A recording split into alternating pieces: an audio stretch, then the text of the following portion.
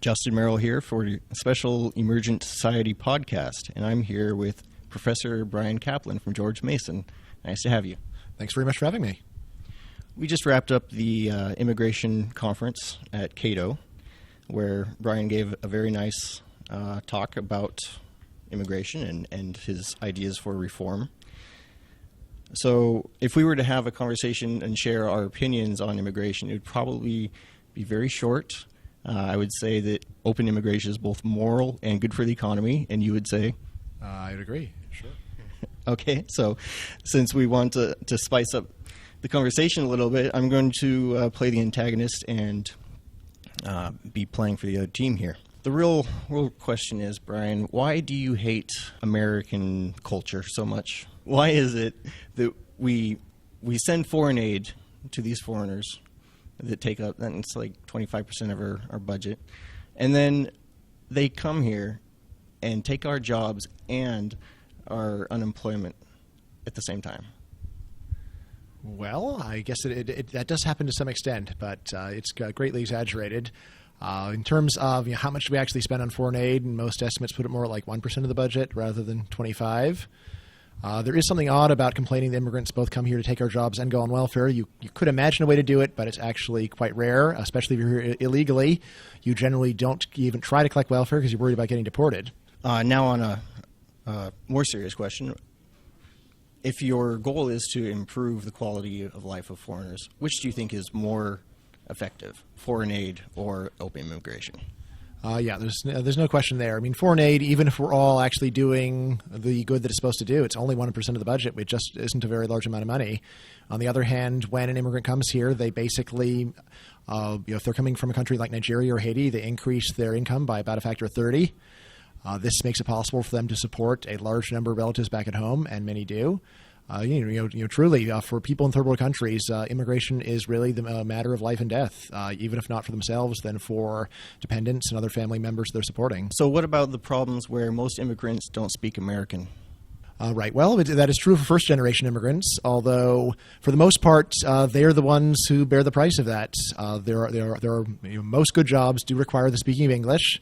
If you don't learn English, it is possible to get some jobs, but they're generally not very well-paid jobs.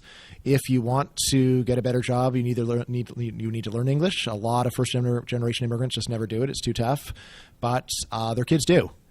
Right, so it's important to realize Mexican immigrants, over 90% of second-generation Mexican immigrants do speak fluent English. It's more of an issue of whether or not they actually know how to speak Spanish. And this is comparable to the way that it's been for previous waves of immigration. People think about the current immigrants as being very different, but that's actually not so. I mean, really, the main thing to keep in mind is that previous waves of immigration stopped. And so we finally got to the point where every descendant of German immigrants now speaks fluent English. On the other hand, with Mexican immigration is continuing, so there's always a new flow of first-generation people who don't speak English. But as to why that's such a problem for people who do speak fluent English, it's pretty hard to see. I mean, the inconvenience of having to press an extra button on an ATM machine or press 1 for English when you talk to a automatic answering system. Again, it seems like a pretty trivial complaint relative to, say, having a person remain stuck in rural poverty in Mexico. Yes, I can say from personal experience, when I was living in Japan for 6 years, I went there knowing very little Japanese. My wife is Japanese, but she went to school here for 2 years and is very fluent in English. Despite living in a foreign country and also working on a U.S. military base, so the people I work with generally speak English. At home, generally spoke English. So it's not like I was even immersed in the language and had to speak out of necessity. After 5 years, I could definitely speak at a conversational level. I could order, even reading Japanese, order food, ask directions, get around. Certainly wasn't fluent. My occupational opportunities were certainly restricted. I could still interact with society, and I don't think that I was a hamper in that way. I mean, also, of course, remember that you were young. You are young, and you were young. It's a lot easier for young people to learn language. When people complain about first-generation immigrants failing to learn English, how well do you think that you would do if you showed up in a new country when you were 50? This is the kind of thing where really, we owe first-generation immigrants a lot more respect. We look down on them for failing to do something that almost no one can really do. right? And in the process, they do a lot of jobs. They're still productive. They contribute. And we don't interact with them as much. They're often washing the dishes in the restaurant. They are working the factory where we don't actually talk to them.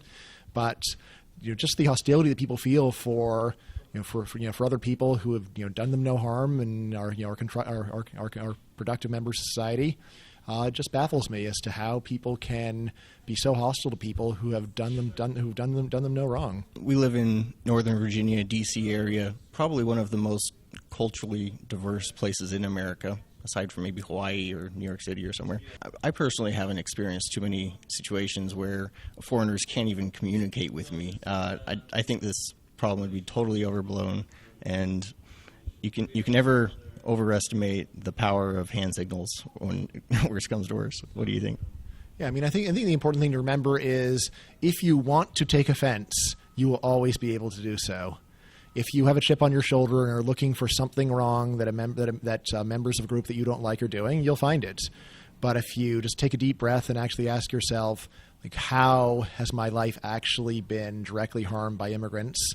It's pretty hard to see what the complaint is. You have to press extra button on an ATM machine, or you have to go and ask a second person for directions because the first person didn't speak English. Is this some horrible affront to you that you would want to go and confine people from these countries in misery in the countries they're born in? Seems like it's so out of proportion to whatever harm you think that they may have done. Just can't see it.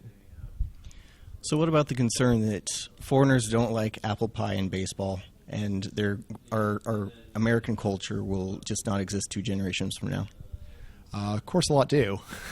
It's easy to underestimate the appeal of American culture. In terms of international competition, American culture is the dominant culture worldwide. People who don't even live here are attracted to it and watch our movies and love our movie stars and use our internet. Slight exaggeration there, but as to whether these things will continue, I see no reason to think that they won't continue more or less as they have before. Is there going to be change? There's been a lot of change. Most of it just among native-born Americans themselves. It's not due to immigration that the norms of the 1950s broke down and became what they are today. Of course, given that they have broken down, most people look back and say, wow, those norms were in need of improvement anyway. One of the great things about immigration is it leads to more cultural competition. You actually get to learn more about other ways of doing things, and maybe they will learn from you, and maybe, just possibly, you will learn from them. I totally agree. I think Tyler Cowen has talked on cultural competition a lot, how when you have these intersocietal interactions that they tend to draw the best from each other and then throw out the rest. So if you're worried about your heritage, your culture getting weeded out over time, it's usually because it's been replaced by something better. A lot of ways, the competition has improved our lives. We have a much more diverse selection of music and food to choose from, and yet the other stuff is still around. McDonald's, even though there are Thai restaurants now. Yeah, that's certainly true. It's more choice, not less. But the original question brings up the premise is, what is an American culture? I don't know. A related scenario, France is very concerned about their Muslim immigration, and they do have more cultural heritage or homogeneity. What do you think? It's easier, I would say, to criticize people who are against immigration in America, but what about the people in France who are more seriously concerned that the Muslim immigration, they have more children, they'll take over the country, take over the politics? What's your thoughts on, as a Frenchman, not that we can speak for them, but if you could, what would you say? 2 things. One is just the last time I was in Paris, I was impressed by how powerful French culture is. You could see all kinds of people walking around Paris who clearly were not born in France, or at least their parents were not born in France, who were French in every way. They dressed French, they walked French, they smoked French. You can just look at this and see that the appeal of a vibrant culture is easy to underestimate. There's so many people on the outside who are looking in and just thinking, "Wow, I would really like to be part of that," and a lot of them actually do that. Now, the other thing to keep in mind is it is true that in Europe that the economic effects of immigration are usually worse than they are in the United States because the welfare state is bigger. Right, that's part of it. So there are more people more immigrants in Europe who just go on welfare and sponge off the system. easy to get angry at them. But it's also worth pointing out that it's not just the generosity of the welfare benefits. It's also the strictness of the labor market regulations. There are a lot of labor market regulations in France, Germany, Italy, countries like that deliberately try to price low-skilled labor out of the market. They make it very hard for lower-skilled people or people who aren't fluent in the language to compete. And this is another one of the main reasons why immigrants in these countries aren't working. It's not just that they like the free money. It's also that it's very difficult for them to legally get a job because the laws make it unattractive for employers to hire them. If there is a very high minimum wage, as you have in France, and you could either hire a native French speaker or someone who doesn't speak French, obviously, if you're paying them the same wage, you'd rather hire the native speaker because he's an easier employee to have. So when we look at these countries, one thing we can say is, if you don't like immigrants going on welfare, maybe you should reduce the extent of the welfare state, or at least limit eligibility. But another thing is, deregulate your labor markets and quit pointing fingers at immigrants and saying they're lazy, when a lot of the truth is that your laws would prevent even the hardest working person from finding employment. That's a great point. Labor protectionism really does kick the bottom rung off the ladder and stop them from being integrated in society and developing that human capital. As well as cultural capital. I mean, one of the best ways to get a person to assimilate is to make it part of your livelihood.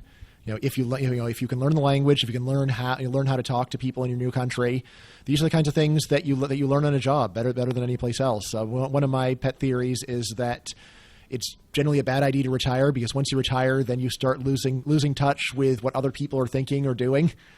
And as long as you keep a job, then this keeps you connected to other people. It keeps your social intelligence at a functional level. Once you retire and you just lose interest in pleasing a customer or getting along with other people, it's not just bad for the world. I think it's bad for you. And this, in a way, this is what the labor market regulations do to immigrants. Is they prevent that they take away the most effective way they could of really becoming proficient in the culture of the place where they live. In the words of William Shatner, the quest to stay relevant. Another argument is that immigrants often come from socialist countries, and so if they come here to our democratic country, that they'll ruin our political process with their socialist policies. I have a book called The Myth of Rational Voter that is consistent with the general complaint. I wouldn't make the distinction between socialist and democratic countries, because there's plenty of democratic, more or less socialist countries. I focus on the difference between more socialist and more capitalist countries. In my book, I say that policies in a country generally exist because they're popular. If you see a country that is more socialist, it's probably because the inhabitants are more socialist. And if people from those countries were to move here, it's at least plausible to think that they're going to be relatively socialist. The main things that I keep in mind here are, it's easy to overstate this problem. One thing to remember is non-natives just have low rates of turnout. Usually this is seen as a complaint against them, but if you think they vote badly, the fact that they don't vote often is something that mitigates the harm. Also in terms of political facts, something that is often forgotten but worth pointing out is that countries that are ethnically homogeneous generally have big welfare states. So think about Denmark or Scandinavia. Historically, things are changing a bit there, but still, these are countries where historically everyone in the country was blonde. And when someone votes for welfare, he feels like, well, at least I know it's going to another blonde person who obviously wouldn't just take advantage of the system out of sheer laziness or depravity. No blonde person would ever take welfare unless he really needed it. Countries like this have generally had big welfare states because people don't mind paying taxes to support people like them. On the other hand, countries that are more diverse, like the United States, have had smaller welfare states. And in terms of the statistical evidence, it really looks like a lot of the reason is just that America is more ethnically diverse and people don't like paying taxes to support outgroups. So, even if the immigrants themselves were to be very socialist, the fact that immigrants are collecting is the kind of thing that undermines native support. So the net effect of immigration on the welfare state and so on is actually unclear. The last point is just that if you really take this complaint seriously, there is a cheaper, more humane way of dealing with it than preventing immigration and deporting people who are already here. Namely, that's to say you can come, you can work, you can live, but you can't vote. One last question. I don't think I saw this talked about in your talk today. Would you support Amnesty, and if so, with what conditions? I'd support an unconditional amnesty. And people who have been kept out of the country it's been done so unjustly. If they are terrorists or murderers, punish them for being terrorists or murderers, not for being immigrants, which just seems very odd to me. Again, I would say, the real crime is what we have done to them, not what they have done to us. Thanks for your time, Bryan. Sure thing. Happy to do it.